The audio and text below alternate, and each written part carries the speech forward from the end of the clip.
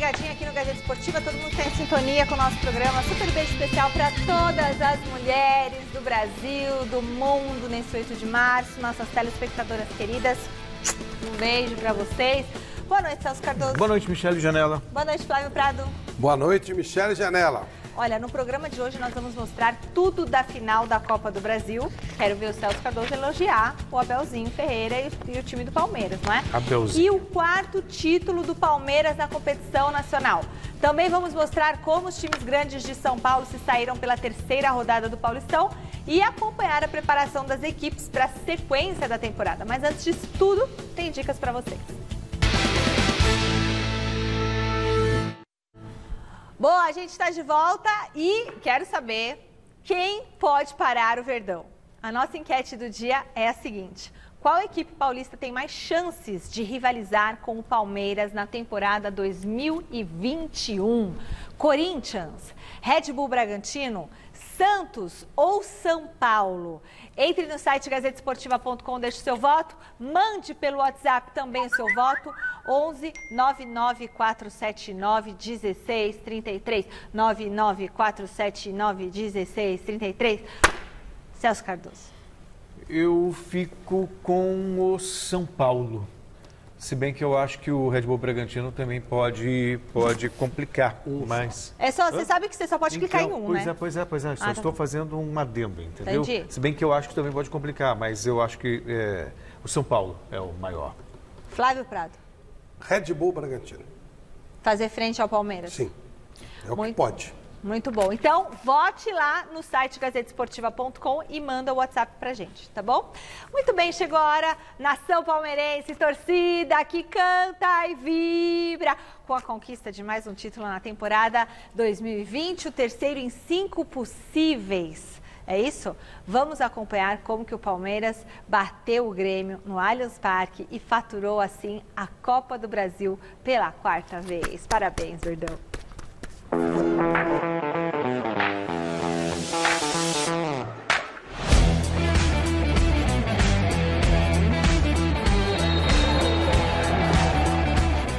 O Grêmio chegou chegando e logo de cara faltou um passinho a mais para o PP abrir o placar e mudar a história da final.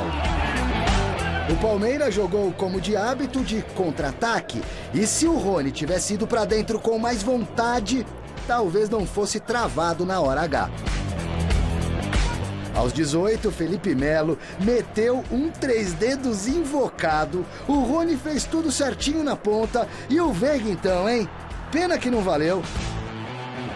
No toquinho de pé em pé, o tricolor gaúcho penetrou na área do Verdão, mas o Maicon foi bloqueado em cima da pinta. O Palmeiras então experimentou chutes de longe.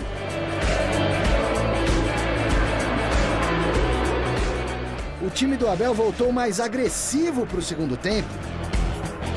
E esse recuo de bola aí do zagueiro para o goleiro? Pode, Arnaldo? Recuado estava aquele que fora eleito o craque da competição. Rafael Veiga pegou a menina aqui atrás e veio abrindo caminho, cabeça erguida, peito estufado, com força, categoria. E deu de bandeja pro cara da final se consagrar.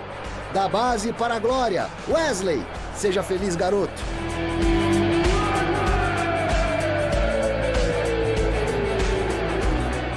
O Everton, o melhor goleiro do campeonato, nem teve tanto trabalho assim ontem, não? E no fim, titulares que também ficam no banco de vez em quando saíram da reserva para resolver a parada. De William Bigode para Gabriel Menino. 2-0 o Porco, simbolizando o atual investimento do Palmeiras nos jovens que cria em casa.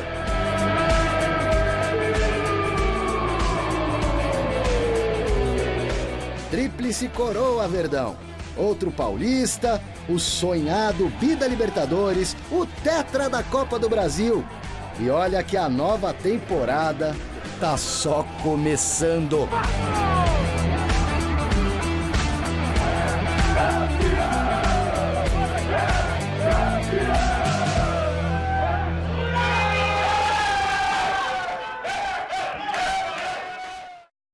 Nossa senhora, que jogar, era gelo, copo, tudo em cima do Abel Ferreira. Bom, nós temos um convidado hoje aqui no Gazeta Esportiva que ganhou vaga no time titular justamente nesse segundo jogo da final da Copa do Brasil e ajudou o Palmeiras a faturar o título sem tomar gols na final. Muito boa noite, Alain Pereira, muito obrigada por nos atender. Você tá bem? Tá tudo bem com você? Obrigada, viu? Por atender a gente. Boa noite, muito obrigado. Ô Alain, fala pra mim, qual foi a emoção dessa conquista pra você? Então, emoção muito grande, né? Estou muito feliz por esse momento. É um momento muito especial para nós, jogadores do Palmeiras, para o próprio clube, né? Essa temporada aí foi histórica, a maior temporada do clube. E foram 2 títulos importantes e o Paulistão, que também é muito importante, mas não tem o peso, né, da Liberta e da Copa do Brasil. Graças a Deus deu tudo certo, estamos todo mundo muito feliz. Aê, Celso Cardoso. Mais uma vez, seja bem-vindo ao Gazeta Esportiva, parabéns pela conquista, Alain. E queria te perguntar o seguinte, qual foi o papel do Abel Ferreira nessa guinada do Palmeiras, nessa fase final de Copa do Brasil? Então, o papel dele, desde que ele chegou, foi que ele trabalhou muito a nossa mente, trabalhou muito o grupo, e todos somos um, e o plantel é muito mais forte que um jogador só. E trabalhou durante a semana, né? Dava as dicas, preparava partida por partida, além de ser um grande técnico, é uma grande pessoa. Flávio Prado. Alain, boa noite. Você é um zagueiro canhoto e o Abel, a gente sabe, gosta de jogar com 3 zagueiros. O maior problema sempre é o zagueiro canhoto. É mais difícil, né? É um jogador com mais dificuldade de ser encontrado. Vocês chegaram a treinar com 3 zagueiros, você pelo lado esquerdo? Deu tempo de fazer isso desde a chegada do Abel? Então, quando eu cheguei, ele até comentou comigo que gostava de jogar de 3 zagueiros, que tinha pedido um zagueiro canhoto por causa disso também, mas que ele não tinha tempo para treinar o time, porque aqui no Brasil não se usa muito os 3 zagueiros, então ele não tinha tempo para usar isso. Então ele ainda não teve tempo para trabalhar o grupo, não teve acho que teve uma vez, uma semana inteira para trabalhar, então ele resolveu não mexer muito e o time encaixou e não tem como mudar, né, depois que encaixa. Flávio. Impressionante. Ele ganhou Libertadores, Copa do Brasil e não teve tempo de treinar o sistema que ele gosta. Praticamente uma semana, né, Alain? Inacreditável. Ô, Alain, primeiro, antes de mais nada, me ajuda. O seu nome se fala Empereur mesmo, é isso? Empereur. Isso mesmo, Empereur. Alain Pereira Empereur. Você também tem cidadania italiana? Tenho cidadania italiana, meu avô era italiano, no norte da Itália, perto da França. O sobrenome é francês porque é divisória com a França. E você começou a sua carreira, você é daqui de Patinga, você começou na base do Atlético, né, mais profissionalmente, e aí você fez toda a sua carreira na Itália. Por que você resolveu voltar, Alain? Então, meu grande sonho era jogar num grande clube aqui no Brasil, ter a oportunidade de ser conhecido no meu país. Quando me ligaram, não tem como rejeitar um grande clube como o Palmeiras. Então eu logo aceitei a proposta, dei o ok e fiz de tudo para vir, né? Eu tinha acabado de renovar com o Verona, mas não tinha como rejeitar um grande clube que nem o Palmeiras, que luta por títulos todo ano. O seu contrato ainda está com o Verona ou você foi contratado pelo Palmeiras?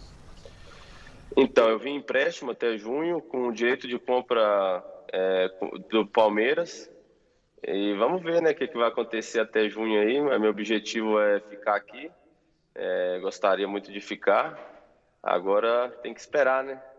A gente vai torcer para você ficar, Se você me permite, só uma última pergunta. E agora, depois da conquista da Copa do Brasil, também teve Libertadores América, vamos tirar uns dias de férias, de folga, é isso, né, Alain? Então, dividiram 2 grupos. O primeiro grupo já saiu de férias. Eu estou no segundo grupo, vou sair de férias dia 22 e vou ficar até dia 1º de abril. Aí depois volta o primeiro grupo e sai o segundo. O primeiro já saiu agora. Eu estou no segundo. Você que é ótima para isso, dê parabéns ao Alain, porque ele, além da conquista do título, ele faz aniversário depois de amanhã. Aê, parabéns, Alain! Verdade. Muitas felicidades Obrigado. para você. Olha, muita saúde, que seja um ano aí de muitas conquistas, que você seja contratado em definitivo pelo Palmeiras, porque nós precisamos de jogadores assim, que tenham a sua habilidade. Muito obrigada por nos atender, viu, Alain? Muito obrigado, muito obrigado. Uma boa noite para todo mundo. Muito obrigado pela oportunidade. Boa noite. Beijo, obrigada. Beijo. Muito legal. Tchau. Tchau. Simpatia ele, né? Sem dúvida. Ele era do Verona, né? Era do Verona, ele jogou na Itália, na Fiorentina. Ele é daqui de Patinga, mas fez a carreira praticamente toda na Itália. Time pequeno, time grande. Agora é o seguinte, vamos falar desse jogo do Palmeiras, Celso Cardoso. Porque assim, Celso, quando é pra falar que o time é ruim, que o time estava com o psicológico abalado, que o time estava cansado, que o Abel Ferreira era uma incógnita, papapá, você falou. E agora? E a lista de elogios? Você faz muita questão assim que eu Eu quero que você, porque ontem no Mesa Redonda, você não destrinchou assim, não elogiou, não deitou assim pro Palmeiras. Eu tenho que ser coerente com a minha maneira de trabalhar. Tá. Né? Eu não me iludo com resultados e também não acho o fim, o caos, se os resultados também não vêm. Acho que tudo isso é uma questão de tempo. O Flávio falou isso aqui no Mesa ontem, o próprio Alain Pereira falou agora na entrevista, o Abel não teve tempo de treinar. Então ele pegou uma base já montada, que não estava dando muito certo com o Luxemburgo, mas que com o Cebola conseguiu se desenvolver melhor. Ele não inventou, então o grande mérito do Abel foi não inventar. Ele pegou algo que o Cebola estava fazendo e estava dando certo e deu sequência. Então o Palmeiras, sob o comando dele, em nenhum momento o Palmeiras foi brilhante. O Palmeiras fez uma ou outra partida muito boa. E também o Grêmio estava muito ruim, né? Em especial contra o River Plate lá na Argentina, quando fez 3-0. E assim, ainda o resultado ele ilude um pouco, porque 2 gols saíram de erros individuais. Não estou tirando mérito, não, só estou dizendo que eu gosto de analisar a coisa de uma maneira mais consistente. Mas foi uma bela vitória do Palmeiras. Depois teve um 4-0 sobre o Corinthians também, que foi uma partida mas foi um Palmeiras competitivo. Foi um Palmeiras... Aliás, essa é a melhor definição, competitivo. Então, ele já cravou o nome dele na história, porque ganhou 2 títulos em seguida. Ganhou uma Libertadores e uma Copa do Brasil, que não é, sabe, é para poucos, para raríssimos. E ele já escreveu. Agora, sobre ele ser excepcional ou não, eu ainda acho cedo. Eu não tenho elementos para dizer que o Abel é sensacional. Entendeu? É isso. Ele ainda nem conseguiu treinar o time, Flávio. Eu acho que o Flávio vai concordar comigo. Então, o que eu pensei assim, primeiro, o Alain tirou uma dúvida, uma certeza que eu tinha, e agora ele confirmou. Ele trabalhou muito a mente dos jogadores. A escola de treinadores de Portugal trabalha muito isso, começar pelo Mourinho, cito, né? O professor Manuel Sérgio, que é o guru desse pessoal todo, lá da Universidade do Porto. Eles têm um estudo aprofundado do equilíbrio emocional dos jogadores. O jogador mais equilibrado rende mais. O chute não é eu gosto de falar essa frase porque ela é ótima. Não existem chutes, existem seres humanos que chutam. Sim. Então, se o ser humano não estiver equilibrado, ele vai estar errado. Então, ele foi bem claro, ele trabalhou muito a cabeça da gente e tal. E fez um trabalho inteligente. Ele aproveitou muito aquilo que o Palmeiras já tinha, deu uma levantada no moral da equipe e bola para frente. O Palmeiras pulverizou o Grêmio. O Grêmio não existiu. Eu diria que se o Everton, que é o melhor goleiro do Brasil, não tivesse jogado, o Palmeiras seria campeão do mesmo jeito. Mas não é o Everton, sem goleiro. O Palmeiras, o Palmeiras deitou no Grêmio. Deitou. Lá e aqui, né? Não tomou nenhum gol. Se você olhar bem, o Grêmio não tem oportunidade nenhuma. Ontem teve o Grêmio arriscou o comecinho, os 10 primeiros. Aquela bola que o PP perdeu, não poderia chegou. ter feito o gol. Mas como não chegou, a bola não chegou lá. Então o Palmeiras foi muito pragmático na Libertadores. Teve momentos brilhantes e momentos de oscilação, mas é a tal história. Tem um pouquinho de fator sorte? Tem, porque o Renato optou pelo Paulo Vitor em vez do Vanderlei. O Vanderlei provavelmente não tomaria os 3 gols que o Paulo Vitor tomou. Os 3 gols ele falhou. Mas existe um fator muito importante que eu aprendi desde muito novo. Quando você trabalha corretamente, bastante, de repente você começa a ter sorte. Sim. Há quanto tempo o Palmeiras está trabalhando? Desde 2015. O Palmeiras estava falido, veio o Paulo Nobre. Quase caiu. Veio o Paulo Nobre, começou a implantar uma filosofia profissional, profissionalizou o Palmeiras. Esse trabalho teve sequência com o Gagliotti. e depois veio a Crefisa pondo bastante dinheiro. No primeiro momento, a rodo, depois começou a segurar um pouco mais, fazer contratações pontuais. Aí começou a ter uma modificada na base, qualificou a base, aí teve jogadores para lançar. Luxemburgo teve a coragem de lançar esse jogador. Olha quanto trabalho, não é uma coisa simples. E aí você começa a ter sorte, óbvio, né? Não pode. Então é uma sorte que merece ser muito parabenizada. Eu espero que outros também procurem a sorte. E só para fazer justiça, porque quando as coisas acontecem tudo de bom, aí os elogios são fatos e quando as coisas não dão certo, aí vem as críticas. Queria acrescentar um outro personagem também nesse projeto do Palmeiras, foi o Alexandre Matos. O Alexandre Matos também teve um papel importante. Sim. Sabe, para profissionalizar o Palmeiras, para é. buscar as peças que o time precisava para se tornar mais forte, no mercado, enfraquecendo rivais e tudo mais. Então é todo um processo profissional que deu certo. Muito bem, o repórter Marcelo Bazejo acompanhou o ambiente nas imediações do Allianz Parque durante a decisão. No começo, o torcedor até que respeitou a medida de isolamento imposta para combater a disseminação do novo coronavírus. Mas depois do apito final, foi difícil conter a euforia palmeirense. A Rua Palestra Itália, um reduto de torcedores palmeirenses em dias de jogo e principalmente em finais de campeonato, ficou assim, completamente vazia devido ao bloqueio da Polícia Militar por causa do agravamento da pandemia do novo coronavírus. Na saída da academia, apenas um pequeno grupo de torcedores apoiou a delegação rumo ao estádio. Um cenário nada comum para uma decisão de Copa do Brasil. Para o palmeirense que não quis ficar em casa, o jeito foi acompanhar a partida no posto de gasolina.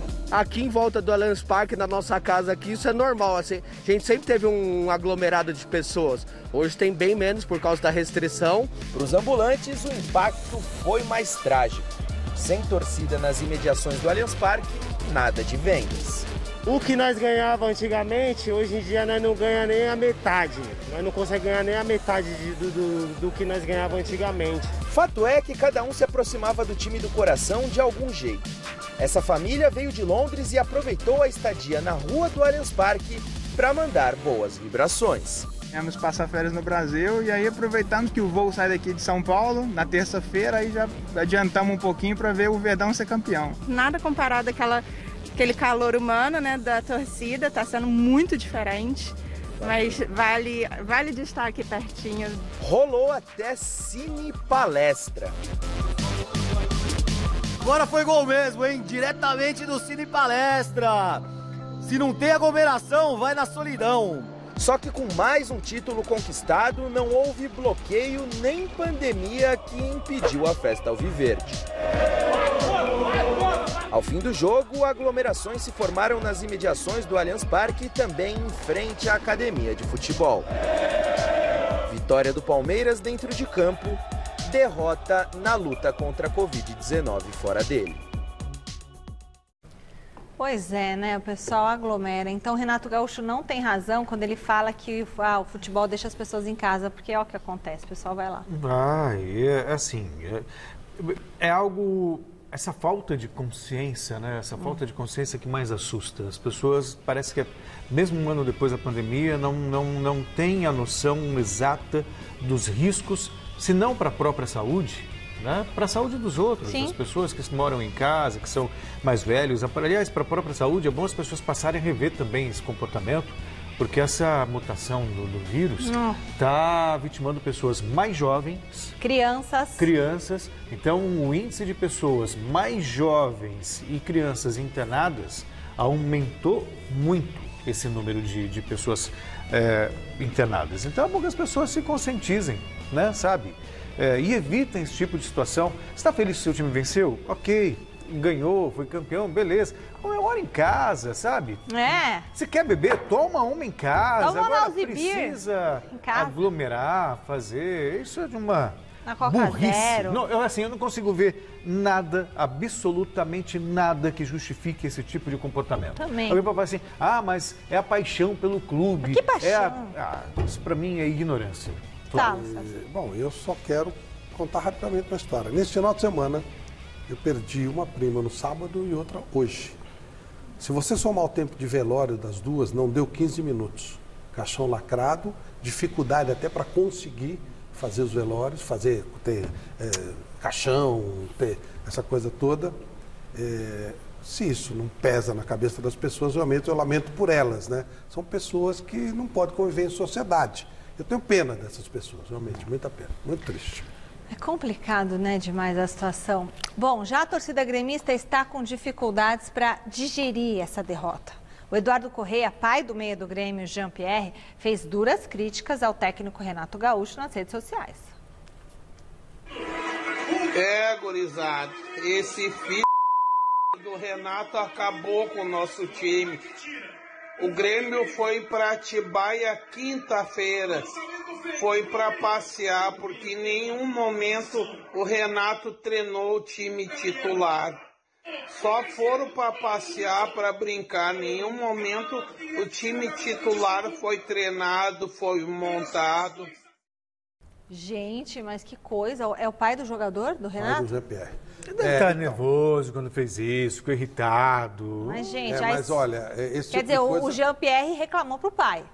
Mas Fato, esse tipo de coisa não acrescenta em nada, não ajuda em nada. Isso não ajuda em nada. Todos os casos de pai, mãe, esposa, que faz esse tipo de coisa, ela só prejudica a carreira do jogador. Só prejudica.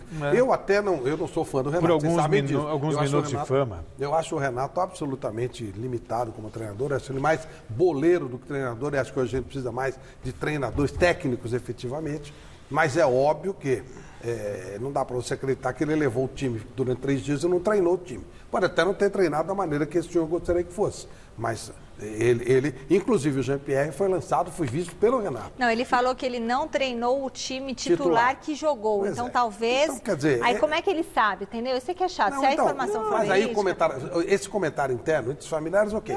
Mas esse tipo de coisa não ajuda em nada. Ele prejudica o Por isso que a gente vê porque que tem tanto jogador mimimi. Esse tipo de respaldo não existe. O Renato é o técnico. Porque fica o jogador mimado. Né? E eu acho uma lástima que esse tipo de pessoa se comporte desse jeito e não acrescenta absolutamente nada e nem um minuto de fama porque faz esse papel. Eu quero crer que ele estava cabeça inchada. Cabeça cheia. Né? Irritado pela escalação do filho como ele gostaria.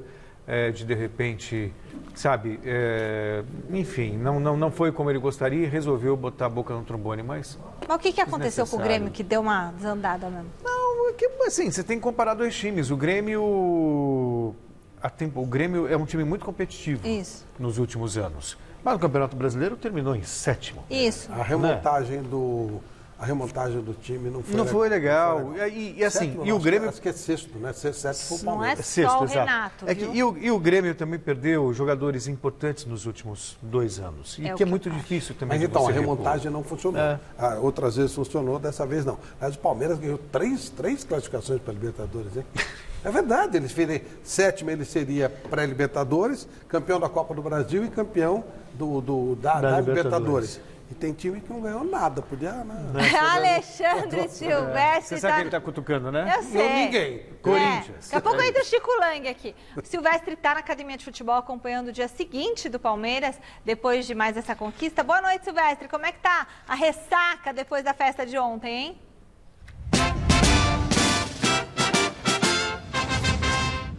Fala, Michele. Boa noite para todos vocês. Olha, ressaca grande e folga geral para a turma. Nenhuma atividade aqui dentro hoje, como o próprio Alain Pereur falou na entrevista agorinha há pouco para a gente via chamada de vídeo, né? O Palmeiras dividiu em grupos, um rodízio de folgas. O Abel Ferreira, por exemplo, está no primeiro grupo, já se mandou para descansar com a família em Portugal, estava com muita saudade da terra dele, então ele volta dentro de 10 dias e basicamente o Palmeiras vai jogar o Campeonato Paulista neste mês de março com o time praticamente reserva. Força máxima retorna em abril, quando o Palmeiras tem 2 decisões e pode conquistar mais 2 títulos, a Recopa Sul-Americana e a Supercopa do Brasil. Eu falo dessas 2 decisões na minha segunda participação. Daqui de onde eu converso com vocês agora, ontem à noite, rolou uma grande aglomeração. O Marcelo Basségio mostrou na reportagem dele do ambiente da final de ontem também um pouquinho desse momento. O Mesa Rendolda entrou ao vivo daqui mostrando centenas de torcedores, uma boa parte sem máscara, crianças, famílias, galera esperando algum aceno de jogador, o ônibus do Palmeiras não voltou para cá, os jogadores foram embora direto do estádio já para curtir a folga, o descanso, celebrar a conquista do título, mas a aglomeração foi grande, foi intensa, e enquanto essa aglomeração ocorria aqui, lá no estádio, o Abel Ferreira falava em coletiva de imprensa, entre outras coisas, sobre esse tema. Palmeiras, que já era o time a ser batido, passa a estar mais ainda na mira dos adversários. Se ficarmos iguais, que vamos parar. Para mim, o grande segredo do sucesso é no momento em que tu ganhas, perceber o que é que tens que melhorar e continuar a investir para continuar a crescer. Não é esperar que as coisas corram mal para depois ir trocar. E é nestes momentos que realmente é preciso perceber o que é preciso continuar a apostar para continuar a fazer este clube crescer. E porquê?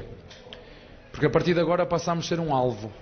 Somos uma equipa que toda a gente vai querer ganhar, todos os adversários vão se sentir motivados para derrotar os líderes, os campeões, e nós temos de estar preparados para isso mentalmente. Nós, clube, nós, estrutura, nós, treinadores e nós, adeptos.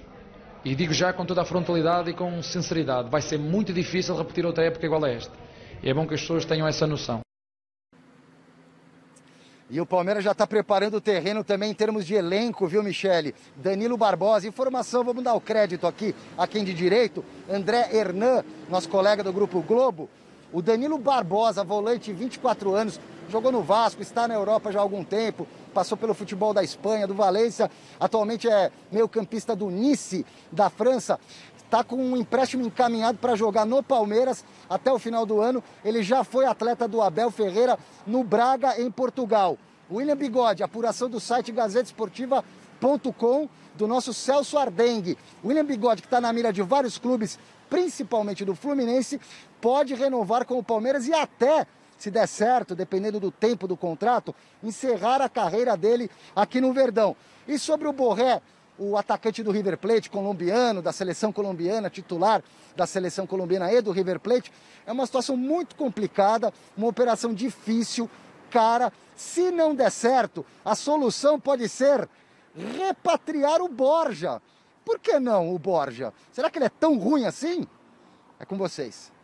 Valeu, Alexandre Silvestre. O que vocês acham? Do Rincon, direto da Colômbia, no Mesa Redonda da semana passada, quando ele disse: um é igual ao outro. Eu gosto muito do Borja, sinceramente. Eu acho até que ele foi injustiçado no Palmeiras. Criou-se uma expectativa muito elevada. Exato. É isso. E se você pegar os números, não é problema dele. E se você pegar os números iniciais do Borja, ele foi artilheiro do time da Libertadores, foi artilheiro. Começou bem. No ano, o primeiro ano que ele teve aqui, ele foi artilheiro do ano. Foi, quer dizer, então, eu não vejo porque eu sempre achei que o Borja foi injustiçado no Palmeiras, de verdade. Eu gostaria dele no meu time, por exemplo. Gostaria mesmo. É que ele teve uma semifinal maravilhosa. Qual é o plano que o seu time está querendo? Não, o Mojimirim não quer. Não, eu estou falando por isso. Só se o seu São Paulo quiser. Bom, então vamos ver como que os rivais do Palmeiras se saíram na rodada desse final de semana pelo Campeonato Paulista. Começamos com o clássico Sansão, que colocou frente a frente os técnicos argentinos Hernan Crespo e Ariel Roland. E quem levou a melhor foi o São Paulo. Pela primeira vez, dois argentinos no banco comandando São Paulo e Santos. Hernan Crespo do lado tricolor e o estreante Ariel Roland do lado santista. Antes da bola rolar, o que não faltou foi chuva no Morumbi. E claro que toda essa água prejudicou o desempenho das equipes na primeira etapa. O Santos até que se adaptou melhor ao gramado encharcado. O São Paulo de Crespo pouco chegou e quando foi ao ataque, não incomodou. Insatisfeito com o rendimento da equipe, Crespo mudou o time para o segundo tempo. Logo aos 4 minutos, escanteio para o São Paulo. Gabriel Sara de cabeça fez 1-0. Aos 28, Luciano fez boa jogada. Bateu cruzado, a bola tocou em Luan Pérez e foi para o fundo do gol. São Paulo, 2-0. Na sequência, Pablo, por cobertura, ampliou. Que golaço! Vale repeteco.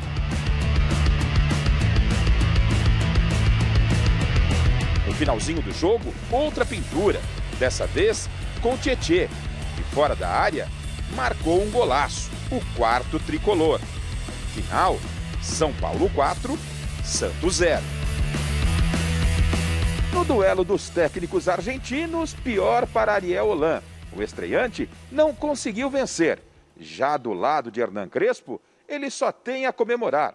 Afinal, em 3 jogos, o São Paulo ainda está invicto. E nas 2 últimas partidas, o ataque tricolor marcou 8 vezes. O que pasó esta semana en cuanto a resultados, rendimiento y actitud de los jugadores es el primer paso para construir algo más grande que queremos. Pero bueno, el primer paso fue muy bueno, pero hay que estar tranquilos. Festejar porque es un clásico, porque no siempre se gana 4-0 contra un rival muy grande. Hay que estar felices de eso. En el primer tiempo creo que hicimos un buen partido y en el segundo tiempo, cuando arrancó el segundo tiempo, a los 3 minutos, en una jugada de córner, San Pablo abre el marcador y creo que ese fue un golpe que muy temprano. Foi um golpe. Muito temprano. Muito cedo, né? Muito cedo. Temprano, São Paulo jogou melhor que o Santos, essa é a realidade. O Holan chegou agora, não dá nem para você, está conhecendo os jogadores. O Santos está muito desfalcado, muito desfalcado. Principalmente do Marinho.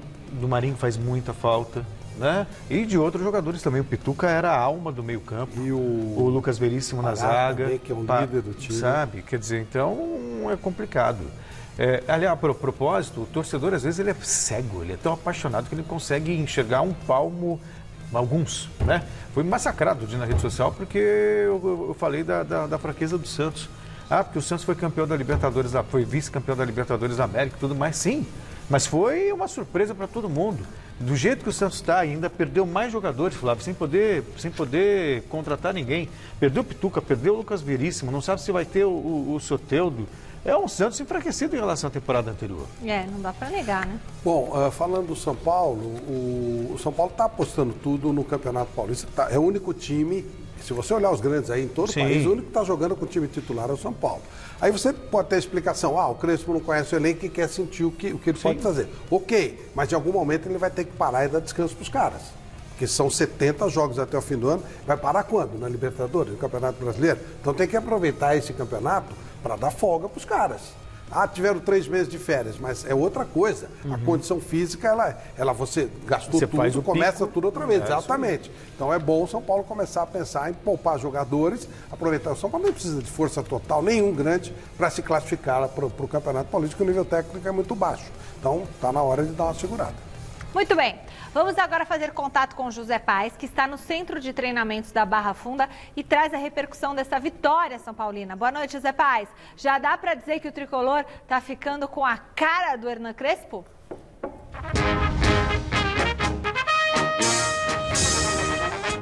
Já dá sim, Michele Janela. Boa noite para você, boa noite para todo mundo que acompanha a gente. Feliz Dia Internacional da Mulher para você, para minha vovó, para minha mamãe, para minha esposa, para todas as mulheres que acompanham o nosso Gazeta Esportiva. Dá sim para a gente dizer que o São Paulo já está pegando ali a carinha do Hernan Crespo, técnico argentino de 45 anos, que só comandou o São Paulo em 3 jogos até aqui, 2 vitórias e 1 empate. E ontem, aliás, sábado, lá no Morumbi, essa vitória super importante para cima do Santos, a gente já pôde ver alguns conceitos do Crespo mais fortemente, digamos assim. A gente até separou aí, viu, Michele, o 4º gol do São Paulo, porque foi uma aula. O São Paulo, no segundo tempo, conseguiu jogar. No primeiro não, choveu muito, mas no segundo tempo, a drenagem do Morumbi funcionou, o São Paulo conseguiu botar a bola no chão e jogar sem dar chance de contra-ataque para a equipe do Santos. Por quê? Porque o Arboleda sentiu um probleminha no pé, o Crespo tirou o Arboleda, colocou o Rojas no time e aí o São Paulo travou completamente o Santos. Ficou só o Bruno Alves ali na zaga, uma linha de 3 na frente dele, com o Reinaldo, com o Léo, com o Igor Vinícius, e na frente dessa linha o Luan. E no 4º gol do São Paulo, o Luan recupera essa bola lá na intermediária ofensiva do São Paulo, recupera muito bem, passa e aí o Tietê marca um golaço. Muita gente dizendo aí que esse gol do Tietê foi a lá Kaká, viu, Michele? Um tapa de canhota muito bonito, um golaço realmente do São Paulo. Na entrevista coletiva após vitória por 4-0, o Hernan Crespo falou que o time já está tendo uma identidade com ele. Vamos conferir. Nosotros tenemos una identidad y queremos jugar de una cierta manera. El rival también juega. Hoy realmente las cuestiones climáticas, sobre todo en el primer tiempo, si bien nos adaptamos, fue muy difícil. Realmente era muy difícil jugar al fútbol que queremos y que pretendemos. Pero apenas mejoró un poco el campo, apenas el campo absorbió todo ese agua, se vio el San Pablo que quiere jugar de una manera, que quiere tratar bien la bola, que quiere moverse de un lado a otro, atacar la profundidad, ser vertical, pero también tener un poco de posesión. Creo que en el límite de lo que se pudo hacer en cuanto al campo lo permitió, San Pablo fue el equipo que quiso intentar de una forma de jugar. Y eso me pone muy bien. Tá aí então a palavra de Hernan Crespo. Lembrando, o jogo foi no sábado. São Paulo folgou ontem, folgou hoje, volta a trabalhar amanhã e joga no próximo sábado lá em Novo Horizonte contra o Novo Horizontino. São Paulo é o líder do Grupo B, tem 7 pontinhos ganhos e daqui a pouquinho eu volto, viu, Michele, pra gente falar do mercado da bola no São Paulo que não para. Volto contigo. Valeu, José Paz. E aí? Não, vamos direto. Vamos direto? Vamos direto. Muito bem. O Corinthians conseguiu a primeira vitória da temporada diante da Ponte Preta, bem ao estilo corintiano, de virada e na raça. Domingo de manhã, temperatura agradável e futebol, pelo menos em boa parte da primeira etapa, nem tanto. Poucos lances de perigo e alguns que, bom, melhor nem comentar. Mas aos 30 minutos, um lampejo de talento com João Veras, que com categoria abriu o placar em Itaquera e colocou a Ponte na frente. O Corinthians, com 14 desfalques pela Covid, zagueiros improvisados nas laterais e com Luan entre as novidades da equipe, chegou perto do empate com Rony. Mas foi Matheus Vital com o bom e velho tapa colocado que deixou tudo igual. Golaço e 1-1. No segundo tempo, a macaca começou com tudo. O Corinthians respondeu, mas foi a chuva, olha ela aí de novo, e tomou conta do jogo. Em campo molhado assim, nada melhor do que uma bola parada. Otero então entrou em cena com cobranças venenosas de falta e de escanteio. Mas foi nesse pênalti marcado em cima de Vital que o Timão enfim conseguiu a virada. Jô cobrou, o goleiro Luan defendeu, mas a bola voltou redondinha para o atacante marcar. O Corinthians ainda teve Cantilho expulso e contou com a sorte nesse lance de Moisés, que carimbou a trave no chute cruzado. Mas ficou nisso, 2-1, placar final. Vencemos a partida com muita superação, o que é uma das marcas do Corinthians. Mesmo quando a equipe não faz grandes jogos, é importante que vença. E nós vínhamos de 7 jogos sem vitória. E essa vitória tinha um sabor especial, porque nós queremos exatamente virar a página. Bom, o Corinthians apostou em alguns garotos, né? O Mancini colocou 2 zagueiros como laterais. O Bruno Mendes, que na lateral esquerda foi horrível essa realidade. O João Vitor, que é outro zagueiro, até que foi bem pelo lado direito. Lá na frente, o Antony, jogando pelo lado esquerdo, também não firmou. Por outro lado, o Rodrigo Varanda é bom jogador. Enfim, o Mancini está aproveitando o Campeonato Paulista, Flávio, para testar alguns garotos, para testar alguns jogadores. Sabe, tem muita qualidade meio campo. É a hora agora, né, de fazer isso. Sim, com o Cantígio, com o próprio... O próprio Matheus Vital está melhorando também, sim. Sabe, graças ao mérito do treinador. Quer dizer, então o Corinthians está tentando se achar. Em tempos de pandemia, sem recursos, sem condições de contratar, Flávio, o momento é esse mesmo de fazer os testes e ver quem que você pode aproveitar da garotada. Está na hora de parar com esse negócio de contrata, coloca um monte de jogador que depois fica lá emperrado no clube e custando uma fortuna, deixa a molecada jogar. Eu sonho em ver algum dia um jogo entre Corinthians e Ponte Preta que não tenha um pênalti contra a Ponte Preta. E diria mais, daqui para frente, quando tiver jogo Corinthians e Ponte Preta, começa com pênalti pro Corinthians. Tá. Já bate o pênalti, depois começa o jogo. Mas pro senhor foi pênalti ou não? Isso é outra coisa. Então, mas aí, né, Flávio? Você fica tocando pondo fogo na fogueira. Né? Mais fogo na fogueira. Aí pode ser Pelé. Gato fogueteiro, como diz o É, o Garrafa, pô. Olha, é o seguinte, mesmo com a vitória de ontem, alguns jogadores seguem sendo muito cobrados pelos torcedores. O Jonas Campos está na redação da nossa Central de Esportes e chega aqui, ó, já no nosso telão, vai explicar melhor essa história. Boa noite, Jonas. Quem tem sido um dos principais alvos da corneta nas redes sociais? Pois é, Michele, boa noite para você, para o Celso, para o Flávio, para todo mundo que acompanha o Gazeta Esportiva. Corneta rolando solta. O Jô, que fez o gol de pênalti, né, que deu a vitória ao Corinthians de virada para cima da ponte do Flávio Prado.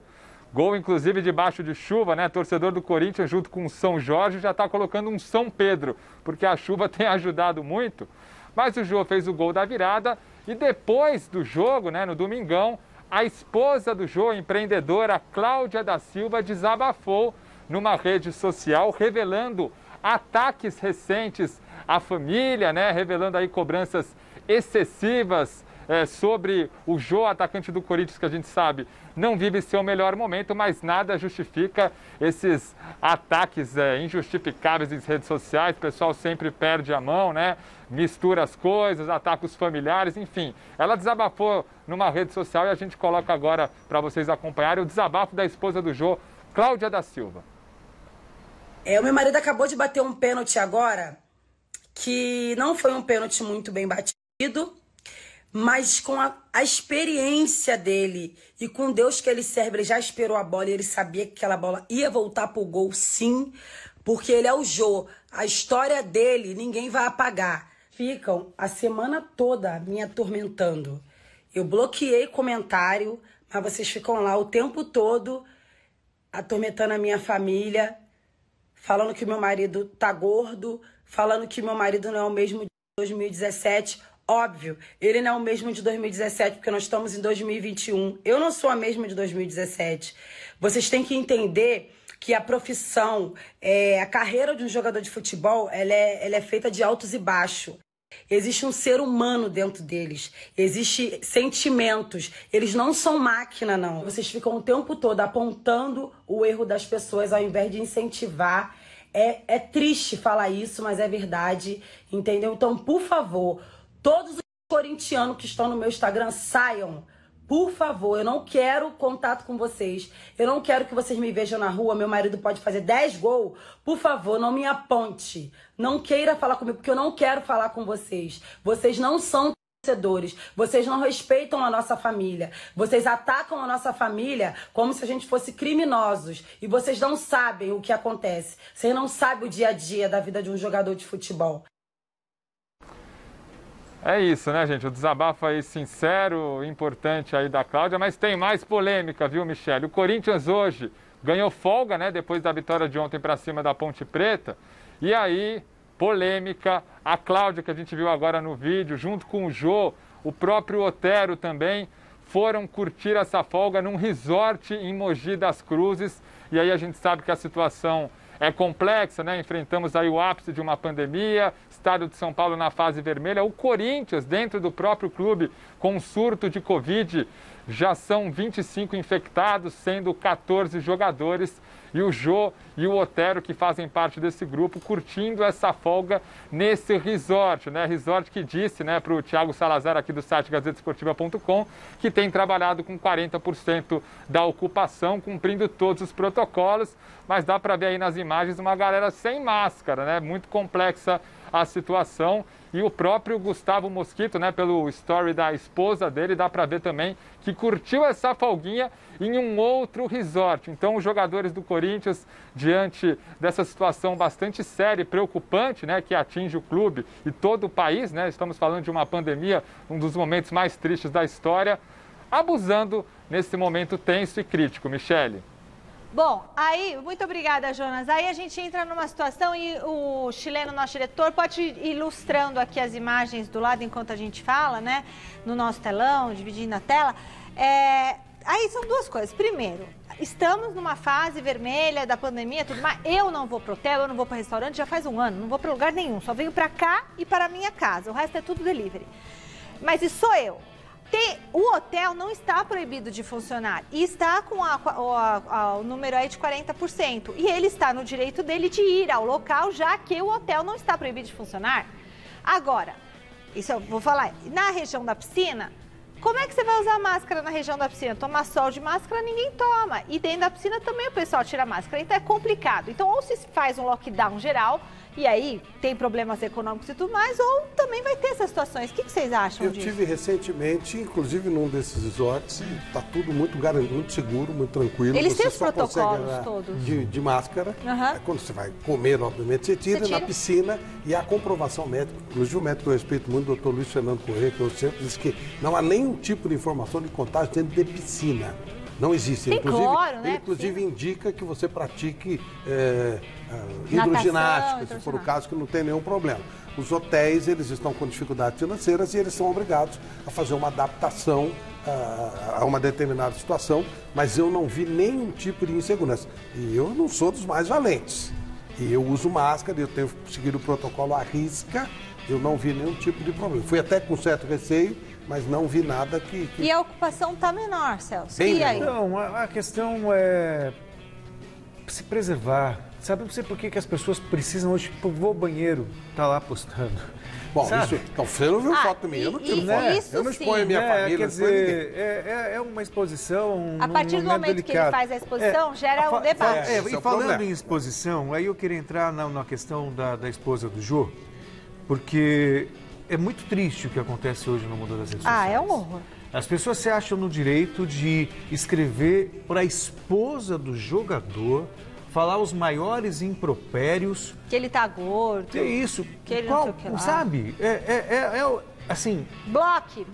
Então, é um tamanho... Mas existe uma recalque que você pode não ter... Ela tirou os comentários. Não, eu sei, mas ainda assim, Flávio, o que leva o espírito de porco a escrever para a esposa, para o filho, sabe? Você acabou de falar. Você vai ficar discutindo com o recalcado ou com o perfil. Muitos desses caras, quando eu ainda me preocupava em ver quem era, eles não têm nenhum tipo de seguidor. Eles abrem um perfil só para encher a paciência. Você vai ficar brigando com o perfil. Imagina. Ignorar é a melhor coisa. Mas impedir que dê mensagem sem que você queira. Mas entendo o desabafo dela. E eu achei ela super corajosa e achei muito legal ela se posicionar e ela falar, porque é isso mesmo, bloqueia, não queira saber não. Olha, vamos para os recadinhos do WhatsApp? Teve recadinhos? Vamos ver? Boa noite, Michele, amigos da Gazeta Esportiva. O único time de São Paulo que tem condições de bater de frente com o Palmeiras é o São Paulo e o Red Bull. Obrigado, Marco Antônio de São Paulo. Tchau. Boa noite, Michele, Celso, Flávio Prado. Olha, eu concordo com o Celso. Quem pode barrar esse ano o Palmeiras vai ser o São Paulo. O Crespo vai te conquistar, hein, Michele? Oi, boa noite, pessoal aí da Gazeta Esportiva. Então, na minha opinião, é o São Paulo, que eu acho que vai dar páreo aí com o Palmeiras, ok? Quem tá falando aqui é o Edson, de Mauá. E aqui é a Beatriz. Ó, Beatriz, dá tchau pra Michele, dá. Manda um beijinho pra Michele. Falou, pessoal, um abraço aí, até mais, tchau, tchau. Ai, linda! Beatriz, e a nossa apresentadora, só para falar, a nossa telespectadora já me conquistou, porque eu acho ele um gato. Olha, vamos novamente para o CT da Barra Funda e dessa vez o José Paes traz as novidades do mercado da bola no tricolor.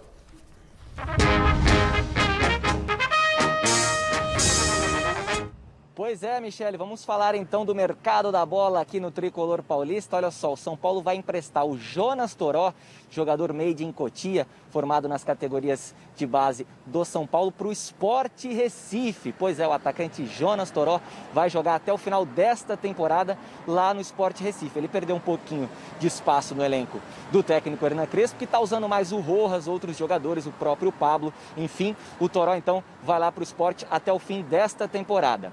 Miranda deve ser confirmado oficialmente no site do São Paulo ainda hoje ou no mais tardar amanhã. O presidente Júlio Casares, presidente do São Paulo, confirmou em entrevista à TV Globo antes do jogo entre São Paulo e Santos que está tudo certo entre São Paulo e Miranda. Contrato de 1 ano e 8 meses. O Miranda vai ter um salário fixo, mais bônus por jogos disputados. Orejuela também deve ser confirmado aí muito em breve no site oficial do São Paulo. Aí tem a negociação com o Gabriel Neves, né, Michele? Jogador de 23 anos, uruguaio, atua lá no Nacional do Uruguai, também na seleção seleção uruguaia. O São Paulo está tentando a contratação desse jogador e a proposta do São Paulo é a seguinte: 50% dos direitos econômicos do jogador. É isso que o São Paulo quer comprar lá do Nacional 50% dos direitos econômicos do jogador. Os valores não foram revelados, mas nos últimos dias o Internacional entrou na parada. Por isso que essa negociação deu uma travada aí, mas o São Paulo segue firme, segue apostando que vai contratar o Gabriel Neves, que é bom jogador.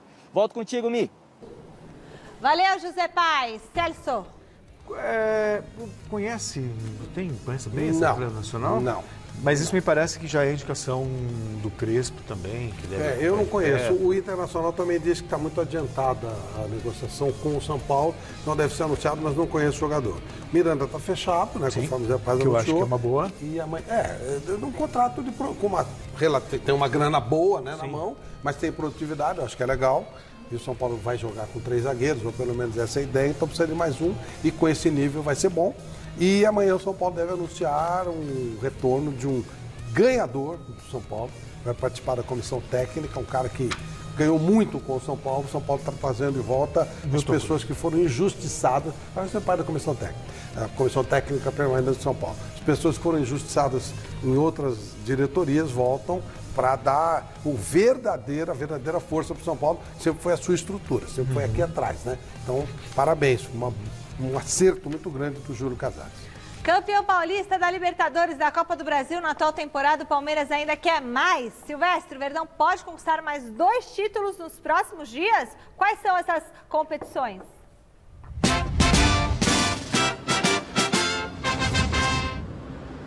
E não nos esqueçamos que quinta-feira o Palmeiras recebe pelo Campeonato Paulista, aqui no Allianz Parque, o São Caetano. Mas essas próximas disputas de títulos vão rolar, como eu disse na primeira participação, em abril. Agora eu quero perguntar para o Márcio Gabriel, que é um cinegrafista muito tranquilo, é quase um monge budista, né?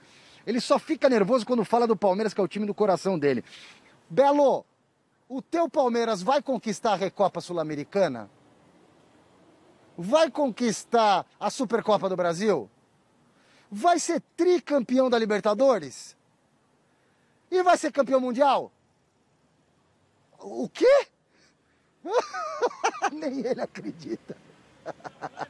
Ó, e o motoqueiro passou aqui e já me xingou. Ó, as próximas disputas de título do Palmeiras em abril, tá bom? Vamos começar pela Recopa Sul-Americana. É o encontro do campeão da Libertadores do Palmeiras contra o campeão da Sul-Americana, o Defesa e Justiça. No dia 7 de abril, o jogo de ida na Argentina.